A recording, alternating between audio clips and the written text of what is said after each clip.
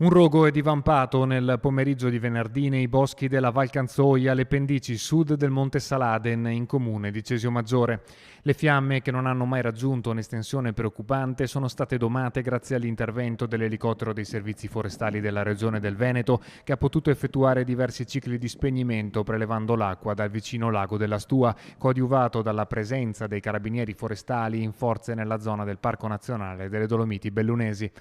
Nonostante le fiamme siano state domate nel giro di un paio d'ore, le operazioni di bonifica richiederanno un tempo più lungo a causa delle caratteristiche particolarmente impervie della zona che non ne consentirebbero il raggiungimento via terra. Curioso è che proprio sul Monte Saladen, nell'aprile del 2024, fosse divampato un incendio dalle caratteristiche molto simili, probabilmente dovuto a tempeste di fulmini, anche se al momento restano aperte le indagini dei forestali per appurare più precisamente le cause scatenanti del rogo, che rimarrà comunque monitorato per alcuni giorni per scongiurare la ripresa di nuovi focolai.